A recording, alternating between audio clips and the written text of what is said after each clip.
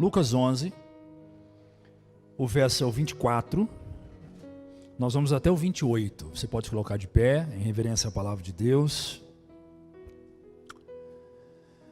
Quando o espírito imundo tem saído do homem, anda por lugares secos, buscando repouso e não achando, diz: tornarei para minha casa, de onde saí. E chegando, acha varrida e adornada. Então vai e leva consigo outros 7 espíritos piores do que ele, e entrando habitam ali. E o último estado desse homem é pior do que o primeiro.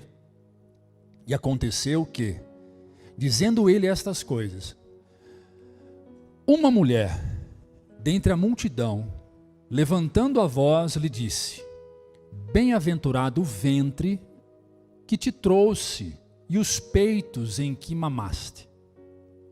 Mas ele disse: antes, bem-aventurados os que ouvem a palavra de Deus e as guardam. De pé, com a sua Bíblia aberta, nós vamos orar mais uma vez.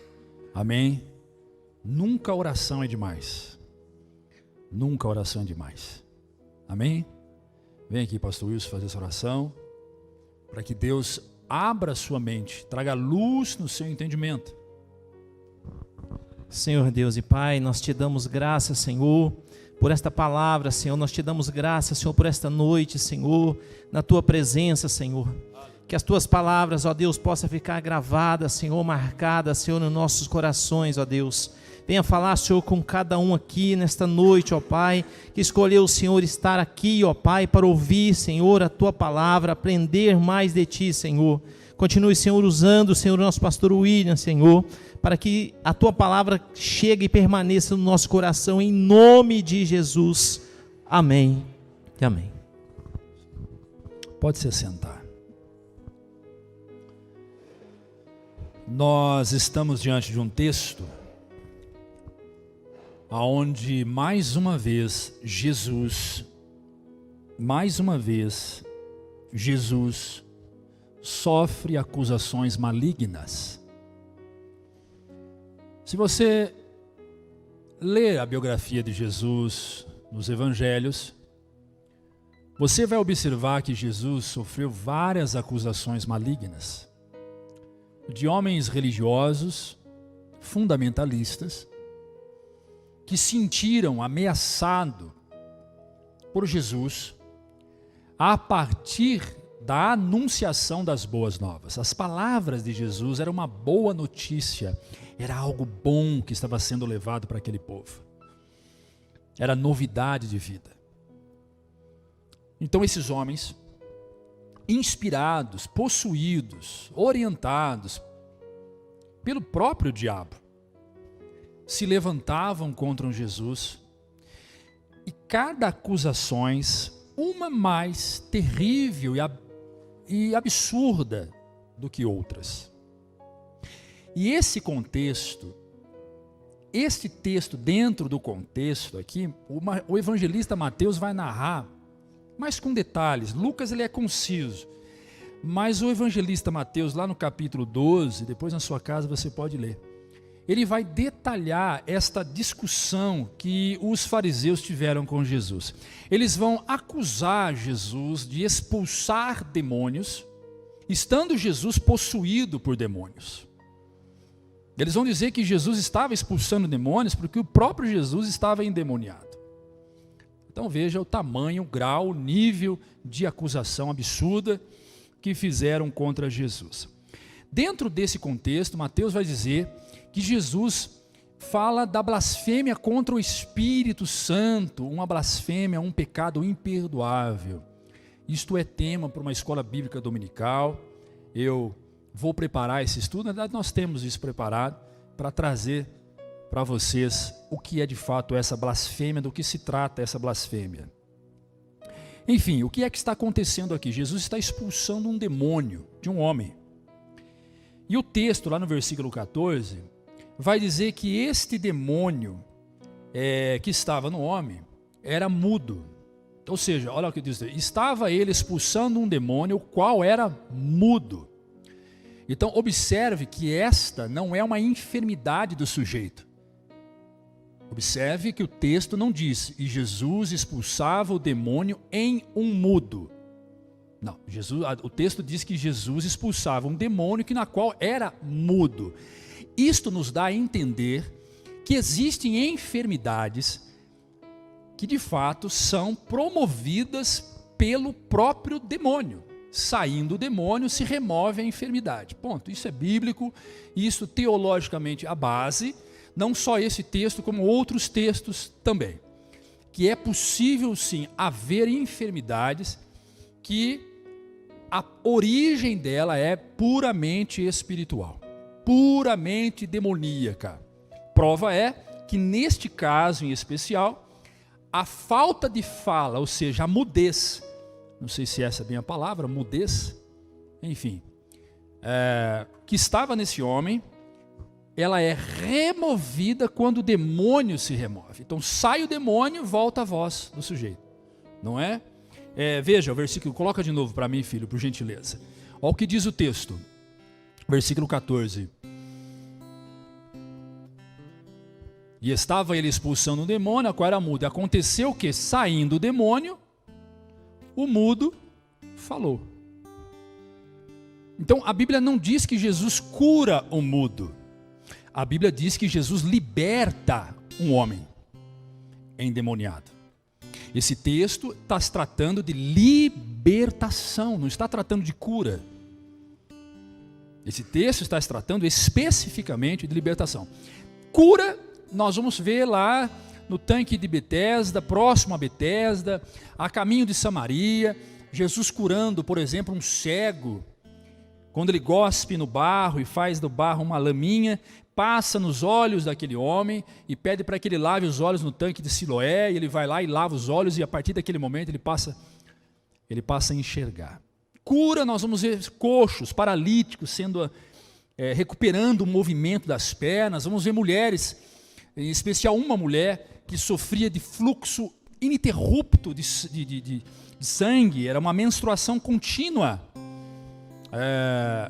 e ela encontra cura ao tocar nas vestes de Jesus. Libertação, nós vamos ver um jovem lunático, o texto vai chamá-lo de jovem lunático, mas a doença, a patologia ali era a epilepsia. Para você que não sabe o que é epilepsia, é um ataque, é um problema neurológico que faz o sujeito cair ao chão e se rebate, ele bate todo no chão e baba, espuma igual um cão feroz. E Jesus então cura aquele homem, e há um outro texto que Jesus expulsa o demônio de um epilético, e o epilético então deixa de ser epilético, está curado naquele momento. Então, há inúmeros textos, algo maravilhoso que Jesus faz, coisas maravilhosas que Jesus faz, porque Ele é maravilhoso, Ele, para nossa garantia, para nossa alegria, Ele não mudou, Ele é o mesmo Deus de ontem, é o mesmo Deus de hoje, os milagres que Ele fez ontem, Ele faz hoje, Ele é imutável, Ele é perfeito em bondade, sabedoria, Ele é o mesmo Deus, Ele não mudou. Jesus mudou, não mudou nada. Ele mudou em amor, não, Ele continua amando mais, muito mais. Ele mudou porque a humanidade mudou. A humanidade mudou, mas a mudança da humanidade não fez Jesus mudar. Ele continua sendo o mesmo de ontem, o mesmo lá de Gênesis capítulo 1, quando Ele disse, haja luz, quando Ele disse, haja separação entre águas e terra, haja o firmamento, não é? É o mesmo Deus, é o mesmo Deus que está aqui, nesse texto, é o mesmo Deus que está nesse lugar, amém? Ele está aí com você agora. Você pode dizer de repente, eu não sinto Ele na minha vida, eu não tenho sentido a presença de Deus na minha vida. Ele não quer que você se preocupe em senti-lo. Ele sente você. Ele sente você. Ele está com você. Ele sente você. Ele está com você no colo dele agora. Ele está apertando você, acolhendo você.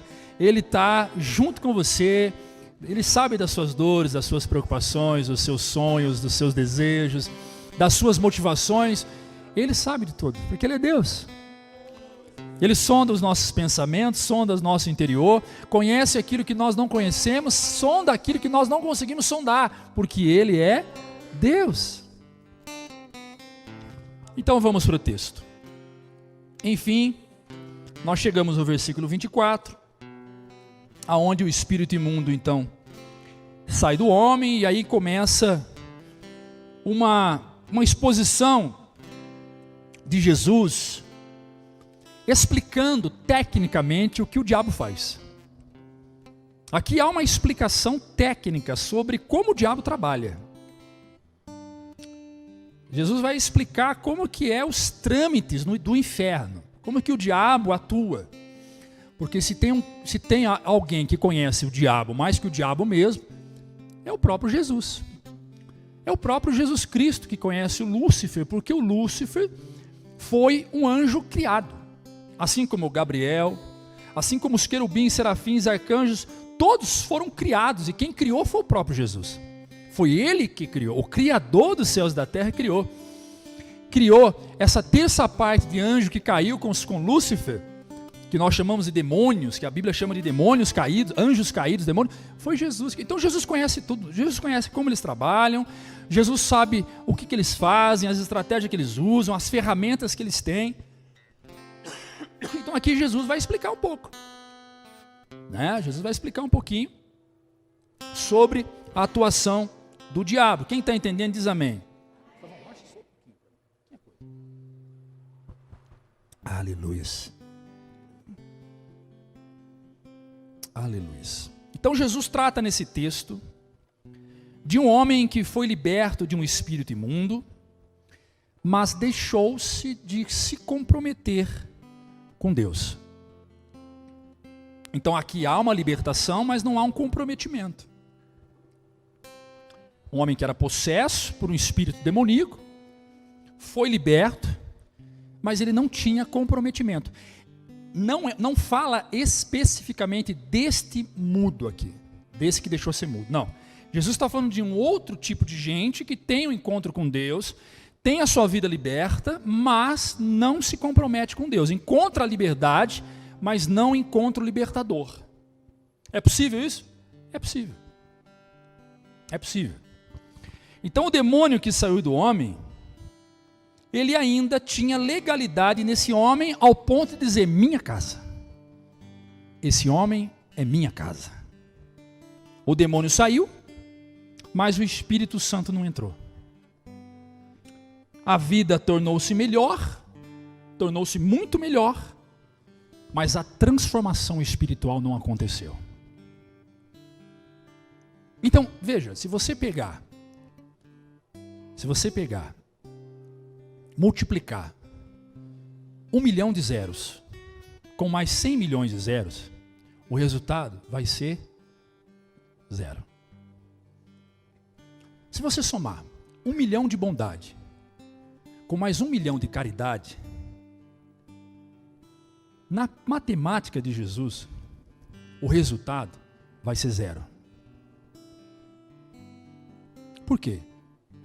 Porque a bondade, a caridade, o ato de justiça, ele só torna peso positivo, resultado positivo na matemática de Jesus, quando quem pratica isso, pratica induzido, inspirado pelo Espírito Santo. E aí todas essas obras, ela é chamada de fruto do Espírito, e não fruto da carne. Então quando há presença do Espírito, tudo que o sujeito faz é fruto do Espírito. A bondade que ele faz é fruto do Espírito. O amor que ele faz é fruto do Espírito. O acolhimento é fruto do Espírito. A caridade é fruto do Espírito. Então, a vida pode até estar melhor. A vida até pode estar boa. Mas se não há transformação, o resultado é 0 na matemática de Jesus. A casa está vazia. Porque a transformação, ela é, escute bem, a transformação ela é a marca legítima da presença do Espírito Santo em nós. Um homem transformado e uma mulher transformada tem a presença do Espírito Santo na sua casa. Portanto, a casa não está vazia, está ocupada pelo Espírito Santo de Deus. Então, eu sou transformado? Eu sou um homem, uma mulher transformada? Eu sou ou não sou? Se você busca a presença de Deus na sua vida, se você clama e invoca a presença do Espírito de Deus na sua vida, e Ele faz em você morada, então você é uma pessoa transformada. Então você tem o Espírito Santo. A partir daí então produza. A fé sem obras, ela é morta. Trabalhe para produzir frutos e frutos do Espírito. Então quem éramos nós antes de conhecer Jesus? Esta é a grande pergunta que precisa de resposta. O que é que você acha que era antes de Jesus entrar na sua vida? Se você dizer assim, eu nunca fumei, eu nunca bebi, eu nunca me prostituí, eu não menti, eu não bati em ninguém, eu não judiei de ninguém, eu não persegui ninguém, eu era um cara religioso ali com os meus santos, eu batia tabaco lá, eu fazia os meus trabalhos, eu não fazia nada, não ia em igreja nenhuma, né? Mas antes de Jesus, eu era um cara normal, eu era uma pessoa normal. Eu era uma pessoa comum, como outra pessoa comum, trabalhador, acordava cedo, cuidava dos meus filhos, honrei meus pais, eu era isso. Ok. A grande maioria das pessoas são assim mesmo. Louvado seja Deus por isso. Mas a Bíblia vai dizer algo muito interessante, eu queria que você me acompanhasse. Efésios capítulo 2, verso 1. Acompanha comigo, você que está assistindo. Efésios 2, versículo 1. Nós vamos até o versículo 3. Presta atenção o que nós éramos e o que muitas pessoas ainda são sem a presença de Jesus nas suas vidas. Você pode colocar para mim a outra versão. Capítulo 2, verso 1.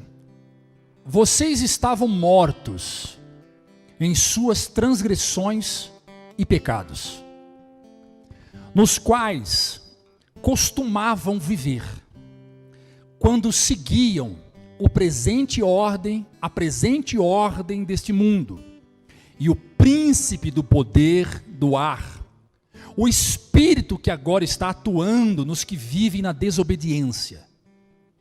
Anteriormente, todos nós também vivíamos entre eles, satisfazendo as vontades da nossa carne, seguindo seus desejos e pensamentos. Como outros, éramos por natureza merecedores da ira. Em outras palavras, merecedores do inferno. Quem éramos nós antes de entregarmos nossas vidas para Jesus? É isto que Paulo fala em Efésios. Desobedientes, inclinados a fazer a vontade da carne, caídos em nossos próprios delitos,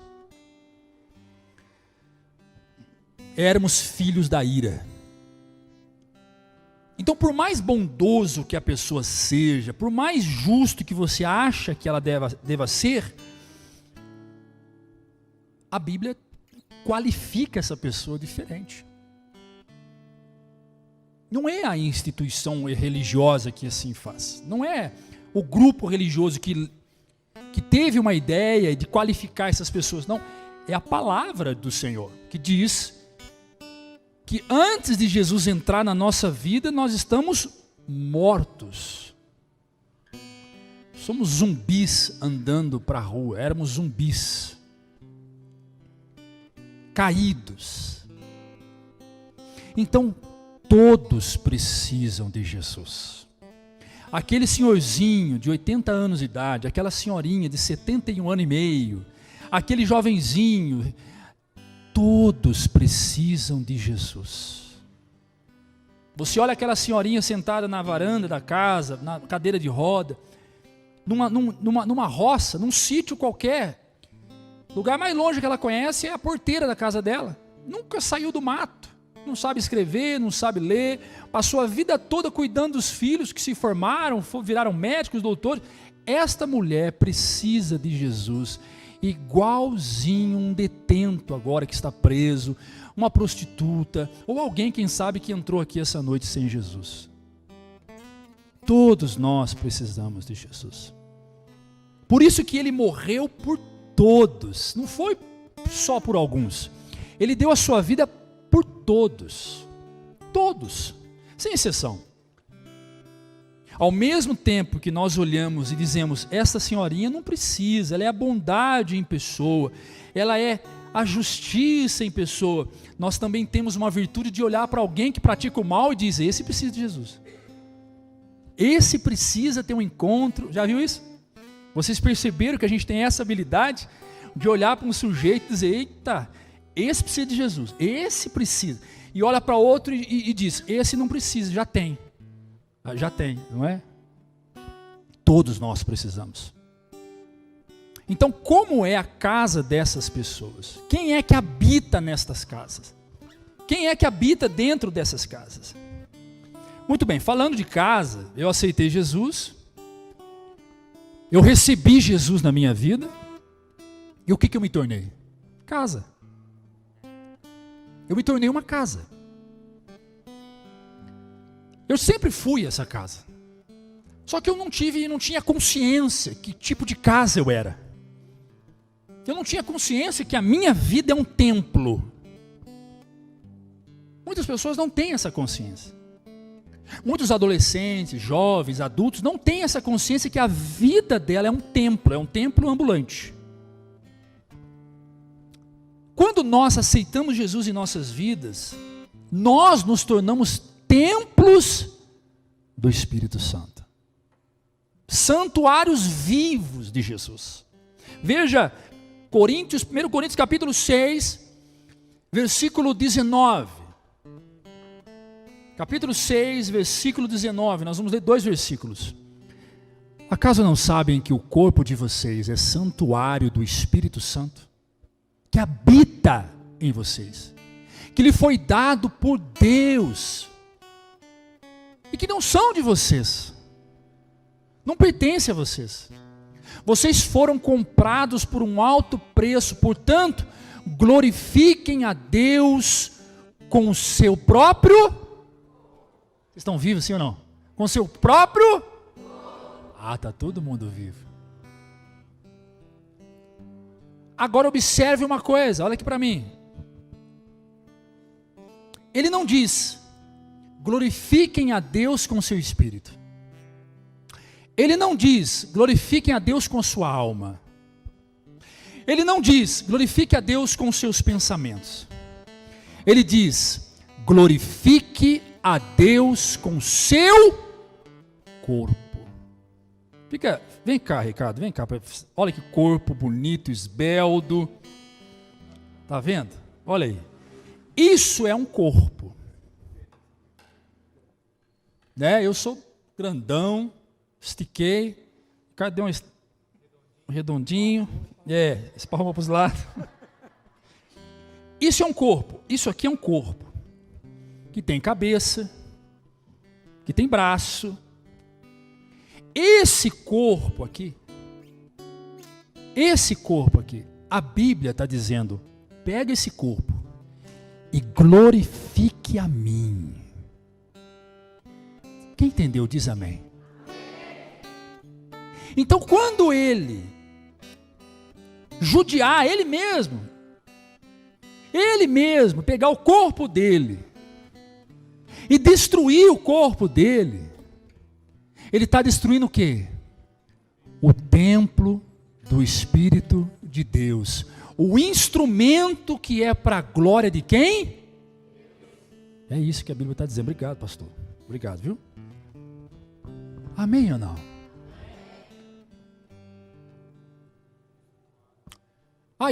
Aí entra a questão das tatuagens. Pastor, onde está na Bíblia que é proibido marcar o corpo com a tatuagem? Eu posso fazer uma tatuagem? Para quem já tem tatuagem, irmãos, em nome de Jesus, não se sinta, ofendido.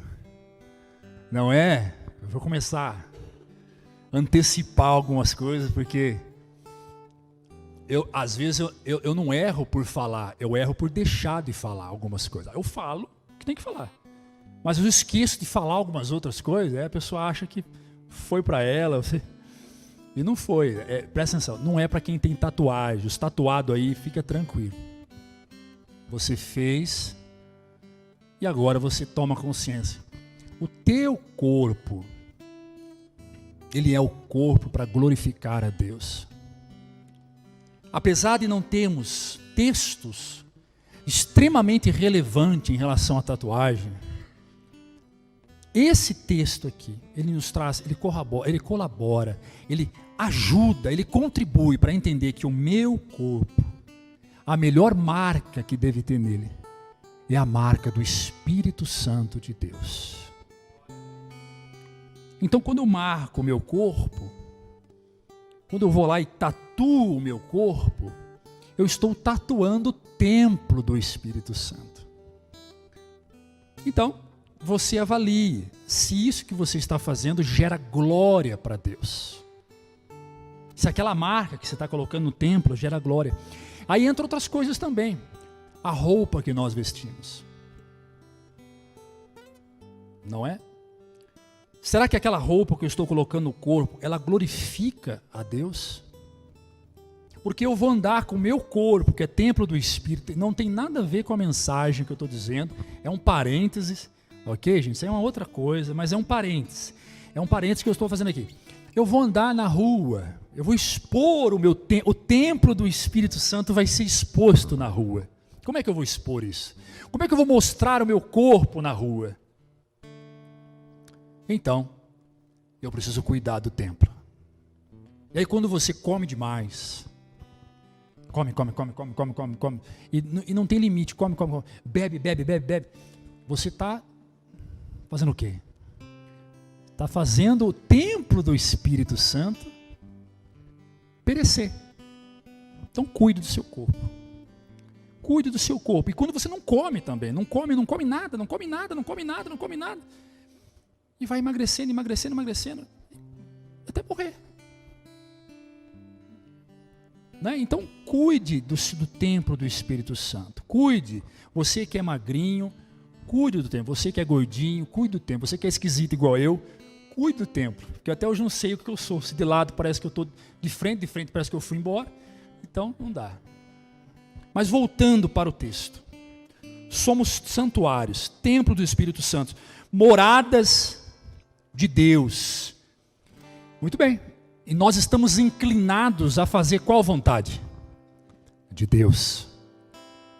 A do Espírito de Deus. É isto que nós estamos inclinados. Então vamos lá. Versículo 24, ele começa dizendo... Versículo 24 de Lucas 11, ele começa dizendo: quando um espírito imundo sai de um homem. Sai de um homem. Libertação é sinônimo de desocupação. Sai. Sair é desocupar o lugar onde você está. Sai. Libertação é sinônimo de desocupar. Sai desse lugar. É isto que está acontecendo aqui. Sai. Satanás está saindo de um lugar. Ele está saindo da casa. Aquela casa estava cheia de espíritos imundos. Ou melhor, estava com Satanás. Ele sai daquela casa. Então ele liberta. Há uma libertação. Um homem que estava preso agora está o quê? Liberto. Alguém que estava inclinado a fazer a vontade da carne agora está livre. Sai o espírito. E nesta que sai o espírito, nessa que o espírito demoníaco saiu, quem ensina que nesse exato momento o Espírito Santo de Deus ocupa aquele espaço, ensina equivocadamente. ensina equivocadamente. Porque o Espírito de Deus tira o demônio que está sobre a pessoa, porque só ele assim pode fazer, mas daí para frente é com a gente. Daí para frente é conosco. Aí é um embate teológico entre calvinismo e arminianismo, aonde o homem não pode fazer absolutamente nada, porque Deus, pelo fato de poder fazer todas as coisas, já determinou no sujeito aquilo que vai ser feito no sujeito. Não é. É uma luta de quase 500 anos. Não é assim. Porque neste momento em que o demônio sai, entra em voga uma coisa chamada liberdade. Liberdade em todos os aspectos, principalmente a liberdade de arbítrio, a liberdade de escolha, a liberdade. O que é que eu faço agora sem o demônio na minha vida? O que é que eu faço agora sem o diabo me conduzindo? Sem o diabo me inclinando aos desejos carnais, sem o diabo me empurrando para as coisas da carne, o que é que eu faço agora? E algumas pessoas levam tempo, fica pensando. Algumas pessoas ficam refletindo. Outras imediatamente se rendem, cai de joelhos, chora, se entrega, adota as Escrituras não somente como regra de fé, de vida, adota as Escrituras como um alimento sólido e necessário para a sua vida. Então nós estamos diante de uma pessoa que escolheu uma boa parte, que de fato exerceu sua liberdade em dizer: eu quero ser morada do Espírito Santo. Eu quero que o Senhor faça em mim morada do Espírito Santo. Mas esse texto não fala desta pessoa.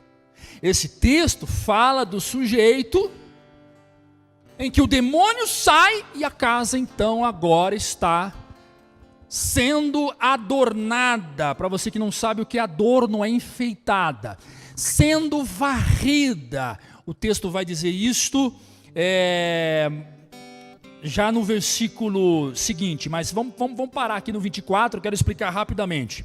Primeiro ponto: a libertação é necessário sobre tudo que gera aflição na alma, tudo que perturba a nossa paz. É necessário que haja libertação. A libertação é necessária porque não podemos deixar que o inimigo venha fazer morada em nossa vida e transformar a nossa vida num inferno. A libertação é necessária porque devemos estar livres da influência do inimigo no nosso íntimo, em nossas emoções, em nossas ações, em nossas atitudes. Não podemos sofrer influência de Satanás. E aí vem a questão: como é que Satanás influencia? Sabe aqueles desenhinhos que mostra um anjinho aqui do lado direito e um diabinho do lado esquerdo? Sempre o diabo aparece do lado esquerdo, não sei qual a coincidência. Os bons entendedores entenderam. E ali o anjinho fala, o diabinho fala assim, o anjinho fala: não faça isso, meu filho. E o diabinho fala: faz sim. E de repente começa uma briguinha entre o diabinho e o anjinho, ao ponto do anjinho perder e o diabo ganhar. E aí aquele sujeitinho, aquele boneco, aquele bichinho pica-pau, sei lá, aqueles desenhos da vida lá, da televisão, vai lá e faz a coisa errada. Esse desenho retrata exatamente como Satanás influencia o homem. Só tem um detalhe: anjo não perde tempo para discutir com o diabo. Anjo não senta para ficar brigando com o diabo. Não faça. O anjo não fica do lado direito falando: não faça não, meu filho. E o demônio do lado esquerdo: faça sim, meu filho. Ou você ouve a voz de Deus ou você ouve a voz do diabo. Não tem como você ouvir as duas vozes ao mesmo tempo. Não tem como você deitar dizendo, ó, Deus falou comigo de madrugada. E de manhã você acordar e falar, agora Satanás acabou de falar comigo. Não tem jeito. Ou você ouve a voz de Deus ou você ouve a voz do diabo. Ou você toma água limpa ou você toma água suja. Ou você usa vestes limpas ou você usa vestes sujas. Ou você anda no caminho da direita ou você anda no caminho da esquerda. É isto que é a palavra de Deus. É isto que é ser cristão. Quando há libertação, a palavra diz em João 8,36, quando há libertação e ponto. Olha o que diz o texto. Se pois, portanto, se o Filho vos libertar, vocês de fato estarão? Amém. Então, quando uma mulher entrega a vida dela para Jesus, um homem entrega a vida dele para Jesus, e Jesus tira dele os espíritos demoníacos que fazia ele ser refém do inferno, e também viver na dependência dos desejos carnais, e esse homem agora liberto, começa algo dentro dele, que é uma luta. O espírito que está dentro dele, já não luta mais contra o diabo. Por que não? Por que não luta mais contra o diabo? Não há uma luta contra o diabo. Observe, quando ele era casa, morada do diabo, ele estava inclinado a fazer a vontade do diabo e a vontade da sua carne. Satanás se realizava ao ponto do homem se realizar. Satanás concretizava a sua obra ao ponto do homem se concretizar. Era necessário que o homem fizesse para que Satanás então se realizasse. Lembrando, Satanás só consegue uma coisa, diferente dos anjos. Os anjos conseguem se materializar, isso chama teofania. Materializar na forma de homens. Satanás não consegue, porque Satanás perdeu o atributo de anjo, ele não consegue mais. Então, para Satanás fazer alguma coisa, ele tem que possuir alguém, ele tem que fazer morada na vida de alguém. Quando este alguém é um depósito de Satanás, ele vive inclinado para os desejos carnais, ele faz a vontade da carne, e é nessa vontade que Satanás se realiza, na prostituição, em tudo aquilo que é bom para a carne.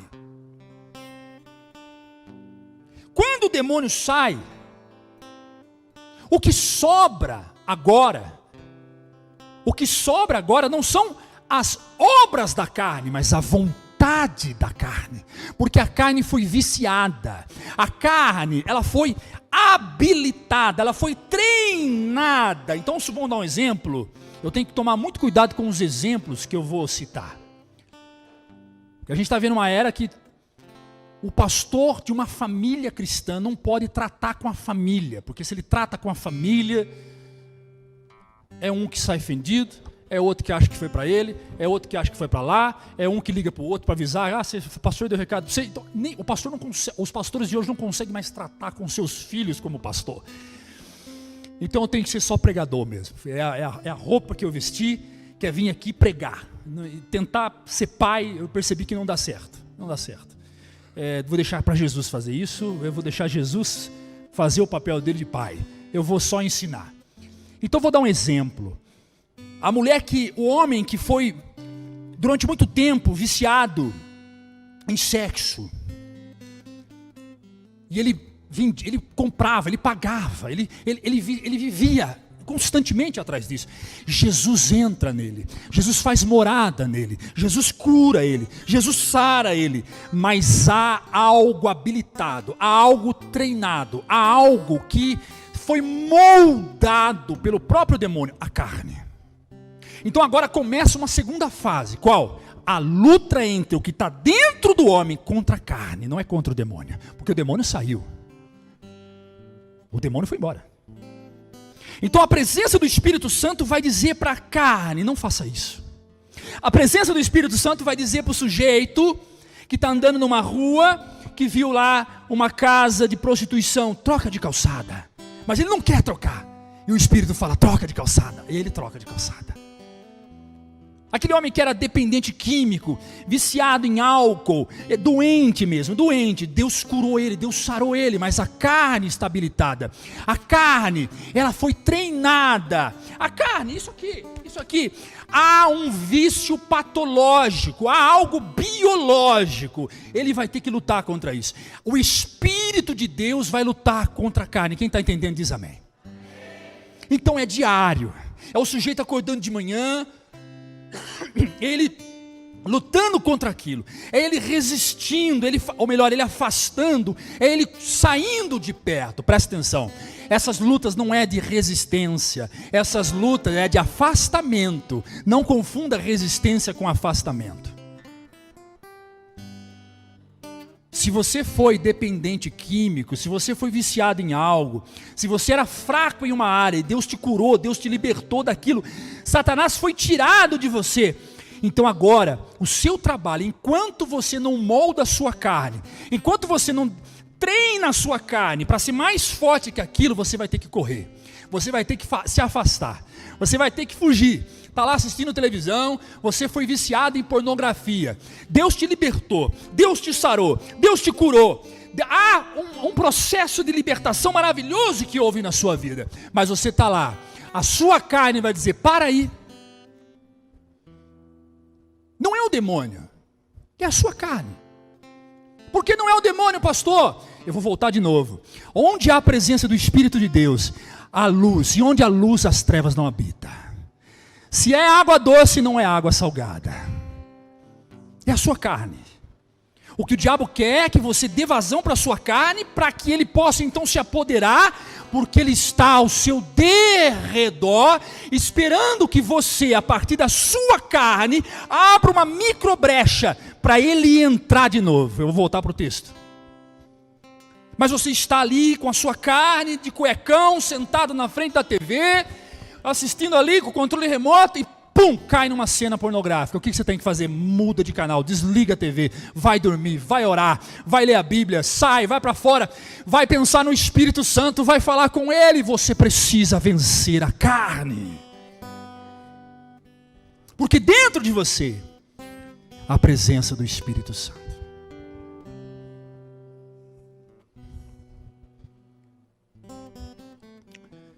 Eu torno a dizer, se um desses exemplos que eu citei, alguém se sentir enquadrado nele, não se sinta ofendido, porque daqui a pouco eu não vou conseguir pregar mais. Não se sinta ofendido. Amém ou não? Não se sinta ofendido. Inclusive, há 2 domingos atrás, eu disse que há muitas pessoas orgulhosas que não tomaram vacina, enfia a goela abaixo de outras pessoas para não tomar. Eu não fiz referência à nossa irmã Desirê, que não tomou vacina. Eu só deixei de falar isso. E o meu erro foi deixar de falar isso. Então, se alguém achou que foi para ela, pegou o telefone, ligou para ela ou mandou mensagem, você também se equivocou. Você não me conhece. Procure conhecer mais o seu pastor. De fato, tem um grupo aí de pastores que os camaradas estão enfiando goela abaixo dos outros para não vacinar. Tem um grupo de crente. Eu estava falando do orgulho, não era referência a ninguém nessa igreja. Principalmente a minha querida filha Desirê. Porque os problemas que eu tenho com as minhas ovelhas são de ordem pastoral, não é de pessoal. Amém ou não? Você tem que fazer igual a Laís. Seja igual a Laís, a esposa desse menino aqui, ó. Seja igual a Laís. Seja igual a Laís. Quem leu o texto vai saber o que a Laís fez. Irmã, o pastor não estava dando referência a você, irmã. foi só um exemplo.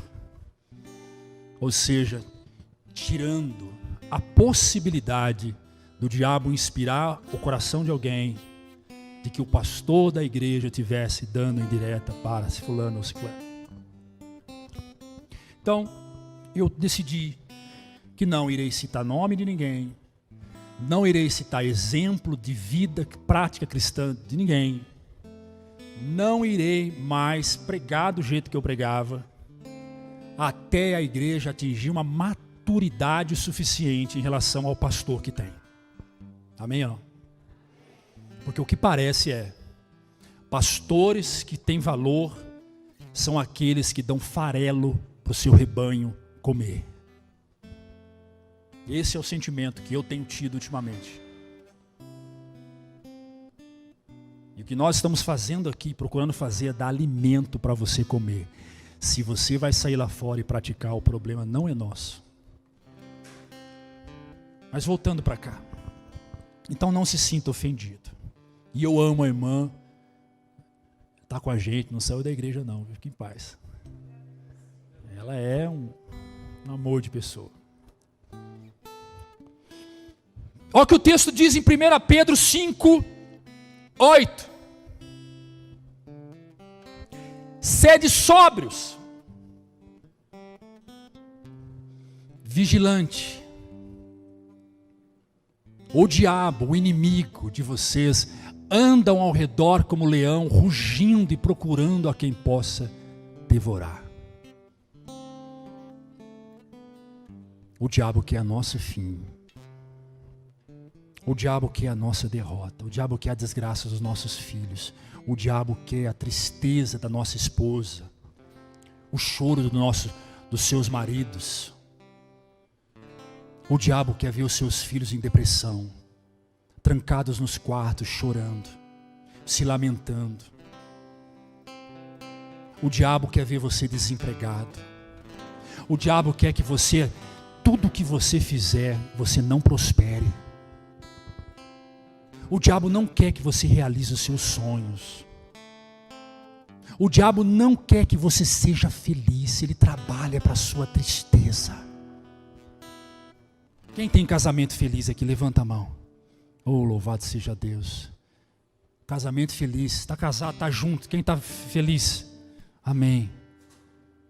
O diabo quer a sua desgraça. O diabo quer a sua derrota. Agora tem um perigo aqui. Tem algo muito perigoso nesse texto aqui, nesse contexto. E enquanto eu preparava essa mensagem, o Senhor falou para mim, coloca isto. Falei, Deus, isso aqui vai dar pano para manga. Coloca. Pano para manga é uma expressão paulista, não sei se você sabe.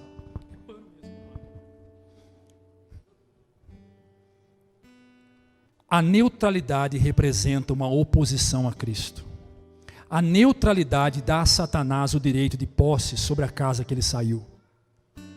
O que é neutralidade?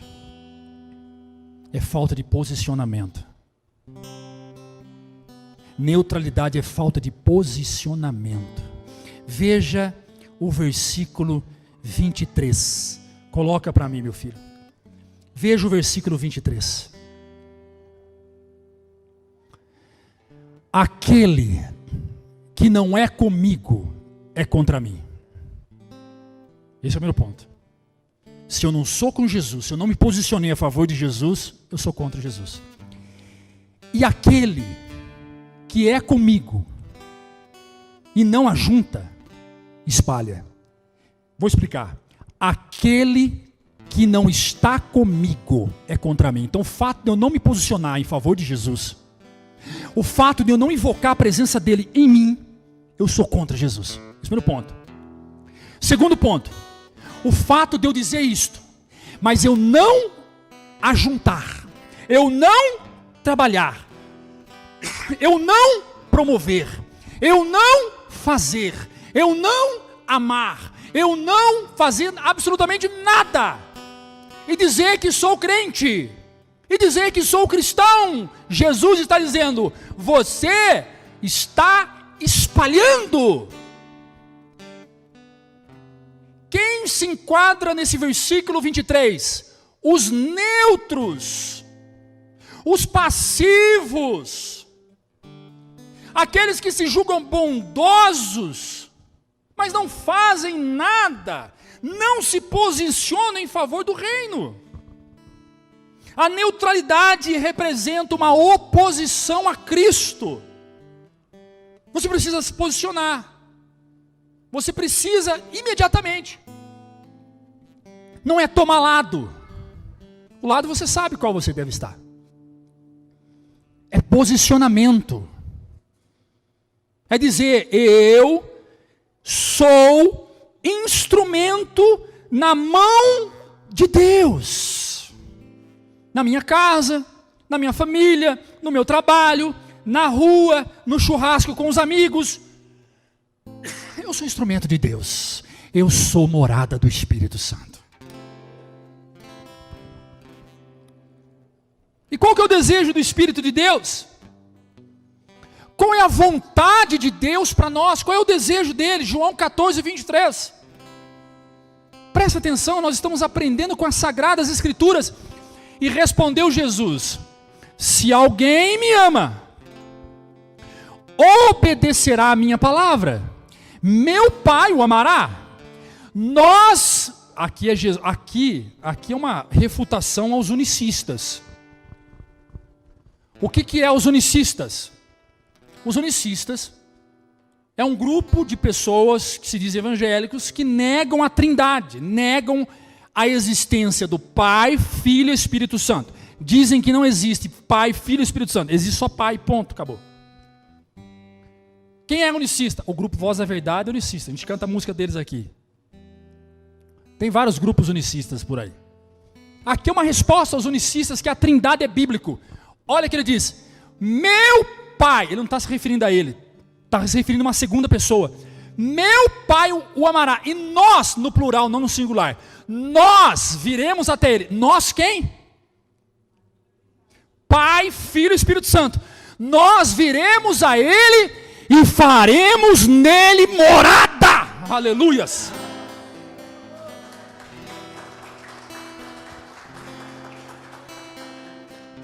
Você precisa ter essa convicção. Eu não tenho que gritar, eu não tenho que explorar sua mente para você acreditar.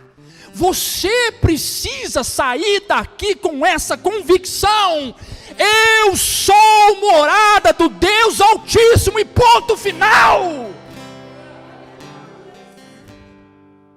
É isto, pronto.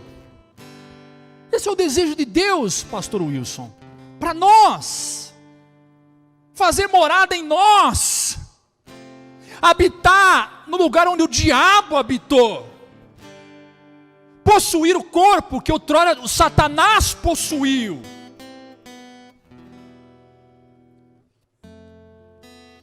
Só que aí, o diabo sai, e aí ele volta. Porque ele volta. Não pense você que o diabo não volta. Ele volta. Uma coisa é ele voltar e entrar, outra coisa é ele voltar e ficar te rodeando ali. A Bíblia diz que os anjos do Senhor acampam ao nosso redor, mas Satanás está ao derredor. O que é derredor? Ao redor estão os anjos, e ao redor dos anjos está Satanás. Satanás não é onipresente. E nem os anjos são onipresentes. Pastor, me explica o que é onipresente. Pode estar em todos os lugares ao mesmo tempo. Satanás não pode. Ele não é Deus. O demônio que está atuando aqui, se ele virar as costas e for para lá, acabou. Ele saiu daqui e foi para lá. Ele não sabe o que está acontecendo aqui. Ele vai para lá, depois ele tem que voltar para cá para saber o que está acontecendo aqui. Ele não é onipresente. Não, o Satanás me rodeia 24 horas por dia. O mesmo demônio não. Eles revezam. E há uma guerra entre eles, porque eles... é um comando desorientado. Porque ele está pouco preocupado com a organização, ele quer a desgraça. Mas nessas indas e vindas, ele aparece. Versículo 25. E tendo voltado, Não, Lucas 11, 25. Obrigado. Vão comigo aqui. Quando chega, a versão eu trabalho com 2 versões bíblicas para ajudar vocês a compreender melhor o texto. Aquela versão anterior mesmo. A anterior. A nova. Isso. E chegando, ou tendo voltado, acha a casa varrida e adornada. 2 tipos de casa. Uma casa organizada para o mundo, com coisas do mundo. Um homem que vive no mundo, ama o mundo e pratica as coisas do mundo. Uma casa organizada para o mundo, com coisas do mundo. Um homem que vive no mundo, ama o mundo e pratica as coisas do mundo. Isto é uma casa varrida e ordenada. Varrida foi organizada pelo mundo. Foi ajeitada pelo mundo. Foi estruturada pelo mundo. Ornamentada, ou seja, enfeitada com as coisas do mundo. Está sendo difícil concorrer com a exposição. Está sendo muito difícil. O que tem de crente, o que teve de crente ontem, levantando a mão para o Alok, não é? Ô, meu filho, se converta. Não é? Ah, o pastor vai excluir. Eu já falei aqui, não vou excluir ninguém. A responsabilidade é sua, meu filho. Se é nas outras igrejas aí, eita, esse pastor pega pesado mesmo. Eu não tenho que fazer nada, eu não tenho que ir no Facebook e ficar mandando recado. As ovelhas que estão indo lá para... Só faz um favor, não fala que você é daqui da igreja, não. Só isso eu vou pedir. E não fala que eu sou seu pastor também. Eu tenho me perguntado onde eu tenho errado com você. Só isso que eu pergunto todo dia. Onde eu tenho errado, Senhor? Onde eu tenho errado? É culpa do Ricardo. É culpa do Ricardo. Não, é do Wilson. É do Wilson. É do Júlio. É do Júlio. Onde é que nós estamos errando? Covid. É o Covid. Estava lá vendo os irmãos. Lata de cerveja na mão. Para um pai, deve doer para o filho. Imagina para um pastor. Né? Mas eu continuo orando e continuo amando essas pessoas todas. Domingo que vem elas vão estar aqui de novo. Vai acabar o show, vai estar aqui. E eu tenho que amar. Eu tenho que amá-las, abraçar e ensinar. E orar para que na próxima não vá. E de repente não é só uma exposição. De repente é um churrasco. De repente é algo que a gente também não vê. E quantas coisas que a gente não vê? Que tem muita gente fazendo por aí, não é? Até mesmo nós fazemos muitas coisas. E aí, como é que é? Então a responsabilidade ela é individual. Nós temos que ensinar e acreditar que os nossos ensinamentos os filhos vão acatar, mas somos apenas um pastor. A segunda casa é uma casa cheia da presença de Deus. Um homem que vive no mundo, não ama o mundo, mas ama a Deus. Olha isso, somos passageiros aqui, meu filho. Vós não sois deste mundo. Você está temporário aqui, ô, meu jovem Mateus. Eu e você estamos temporário aqui. Nós dois, nós três, nós todos estamos temporário aqui. Vai chegar uma hora que o Senhor vai dizer, venha. E os que ficarem vão se revoltar porque eles não querem que você vá. Mas o Senhor está dizendo, venha. Paulão, o Senhor vai dizer para nós um dia, venha. Glória a Deus, amém ou não? Venha, venha, meu filho, venha.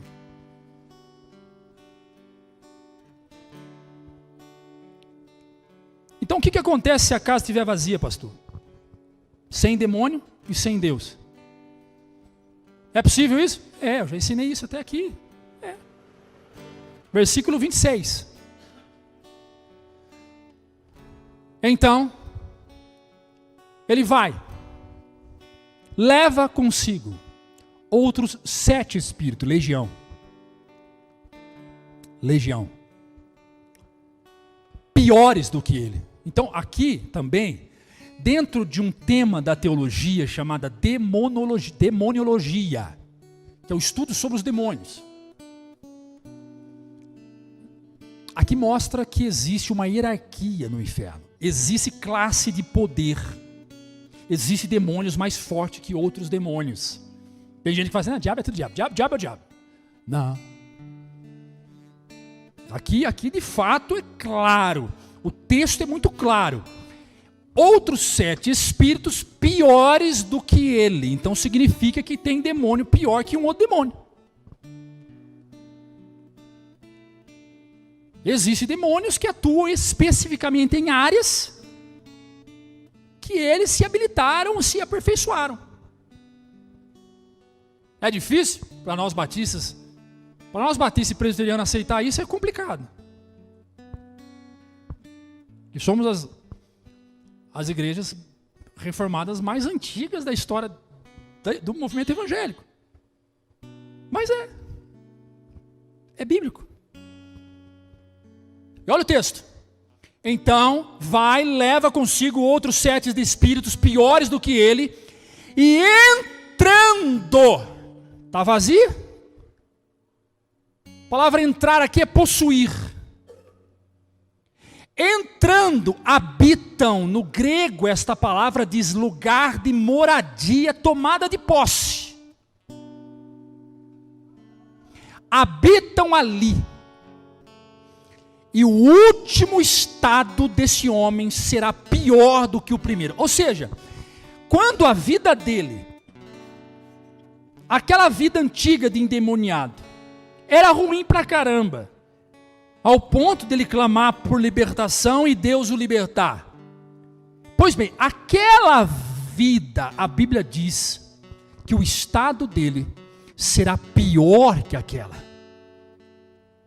Então, vai uma palavra do apóstolo Pedro que vai chacoalhar. 2 Pedro capítulo 2, verso 20. 2 versículos. Presta atenção aí. Segura aí, você que está comigo. Presta atenção aí. Vai lá para a NVI. Se tendo escapado das contaminações do mundo, por meio do conhecimento de nosso Senhor e Salvador Jesus Cristo. Está falando de libertação. Se você que escapou da contaminação do mundo por meio do conhecimento de nosso Senhor e Salvador Jesus Cristo, ponto, vírgula, encontra-se novamente nelas enredados e por elas dominados, então, em pior estado do que no princípio. Teria sido melhor que não tivesse conhecido o caminho da justiça, do que depois de o terem conhecido, voltarem as costas para o santo mandamento que lhes foi transmitido. Aqui é um tapa de luva de pelica no teólogo calvinista, que ele cai, blum, não tem jeito, não tem explicação. Aqui mostra que nós temos, a partir do livre-arbítrio, a capacidade de fazer isto. Continua o texto. 22. Confirma-se neles que é verdade o provérbio: o cão volta a lamber o seu vômito, e a porca lavada volta a remover a lama. O que Pedro está dizendo? Uma vez que você é morada do Espírito, uma vez que você é cheio da graça, e você decide voluntariamente, porque o Espírito Santo não inspira você a tomar a decisão, em relação ao contrário a Ele. O Espírito Santo não vai dizer para você, fala o seguinte, desvia. Não. E nem o diabo vai dizer, desvia. Mas você pode dizer, porque você é um sujeito de consciência racional. Você, por uma loucura, por uma... Estou tentando achar a palavra, bêbado fica o que mesmo? Eu esqueci o nome. Embriagado, obrigado. embriagado na sua própria ilusão, você decide agora então se afastar. Você decide agora então voltar, paquerar lá atrás. Ele está dizendo, é a porca que volta a remover a lama, é o cão que volta a lamber o vômito. Melhor fosse que você então não tivesse conhecido o caminho da justiça. Por quê? Porque o seu estado vai ser pior. O que o diabo vai fazer com você vai ser pior. Se ele roubou um pouco que você tinha no passado, ele vai roubar tudo que você tem no presente. Não é para te colocar medo. Porque tem gente que vem para Deus ou pela ganância ou pelo medo. Já percebeu? É. Tem gente que vem para Deus ou pela ganância ou pelo medo. Você prega prosperidade, que vai ganhar 100 vezes mais do que dá, a pessoa vem.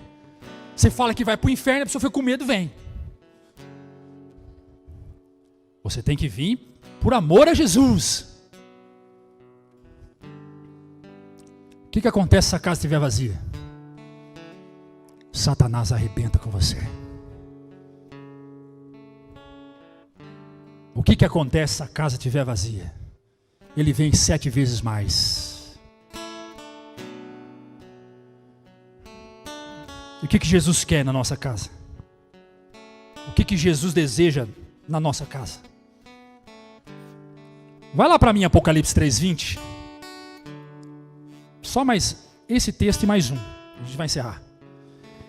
Eis que estou à porta e bato. Casa tem o que mesmo? Bonito, né? Eis que estou à porta e... Vocês estão vivos, meu? Então, amém ou não? Estão com sono? Calma, segunda-feira está chegando, irmão. Vai dando glória a Deus, ela está chegando aí segunda-feira. Eita glória. Eis que estou à porta e bato. Bato. Pastor, explica isso teologicamente. O que é Jesus batendo a porta? É o pregador pregando a palavra. É o pregador pregando a palavra. Não estou dizendo, é o pastor da igreja que está pregando. É o pregador pregando a palavra. Na condição de pregador. Eu hoje estou na condição de pregador. É o Jesus batendo a porta. É a palavra dele sendo ecoada. É a palavra dele aí, você que está aqui agora, você que está me assistindo, é a palavra dele. Batendo a porta.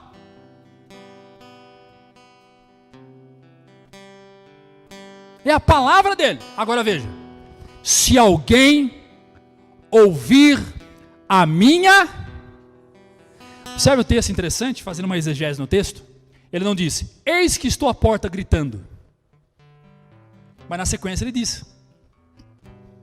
Ele não diz, eis que estou à porta falando. Mas na sequência ele diz. Eis que estou à porta batendo. E na sequência ele fala, tem alguém ouvindo a minha voz? Batendo e ouvindo voz? Ou bate ou fala. É porque o bater é o pregador todo domingo, é o seu pastor todo domingo aqui, o cajado, batendo. É o seu pastor batendo. É o pregador batendo na porta. Onde é que está a porta? Onde é que está a porta em você? Não, está enganado. Enganou completamente. Totalmente. Está no texto.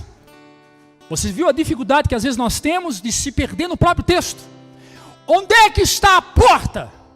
Se alguém ouvir, a porta é o seu ouvido. A fé vem pelo ouvir, e o ouvir da palavra de Deus. O coração não está no ouvido, o ouvido está no coração. Escuta, você tem que entender, o seu coração tem o quê? Uma porta, e essa porta chama ouvidos. Ele está batendo, e ele quer o quê? Ele quer que você ouça. E agora tem uma ação. Agora tem uma ação. Ouvir a disposição. Agora tem uma movimentação, uma ação. Qual? E abrir a porta. Outra resposta que hoje foi... Irmãos, cabe a mim. Não é o Espírito Santo. Aí entra um terceiro ponto do arminianismo, que é o quê? Resistir à graça. É a graça resistível. Cabe a mim. Eu preciso abrir a porta. O que é abrir a porta? Eu preciso tirar, arrancar as vestes. Do quê? Das convicções, da religiosidade, da humanidade. A fé, ela é sobrenatural. Olha aqui para mim. Sobrenatural. Natural. Sobrenatural. Natural. Sobrenatural. Fé está sobre o natural. Então eu tenho que mover no sobrenatural. Eu tenho que dizer, eu aceito, eu quero, eu vou, eu faço. Porque Ele está pedindo, porque Ele está falando, porque Ele está anunciando, porque Ele está dizendo. Domingo disse, quarta disse, ontem disse, hoje disse. Ao ler a Bíblia, Ele disse. Em casa, Ele disse. Ou pelo meu marido, Ele disse. Na TV, um pregador, Ele disse. Ele está batendo a porta. Eu estou ouvindo a voz dEle. Então eu tenho que fazer o quê? Movimentar. Eu tenho que ir.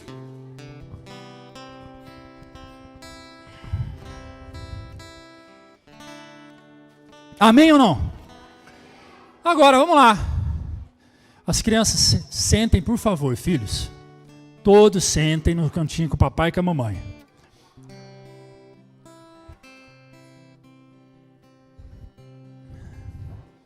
Não basta conhecer a verdade. É necessário praticar a verdade. E aí nós temos aqui alguém que conhece a verdade, mas não pratica.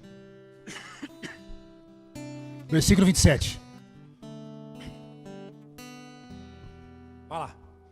Olha o que diz. Presta atenção aqui, ó. Vai lá. Enquanto Jesus dizia essas coisas, uma mulher da multidão exclamou: feliz é a mulher que te deu a luz e te amamentou.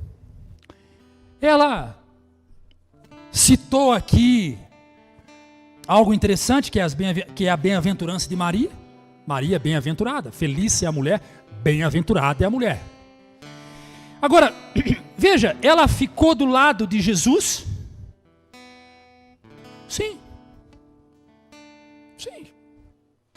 Ela citou uma verdade? Citou. Maria é bem-aventurada, citou. Ela deu uma exaltada em Jesus perto de todo mundo? Deu. Ela quis mostrar que conhece o contexto de Jesus, porque ela citou a família dele, citou a mãe dele, citou algo profundo ali.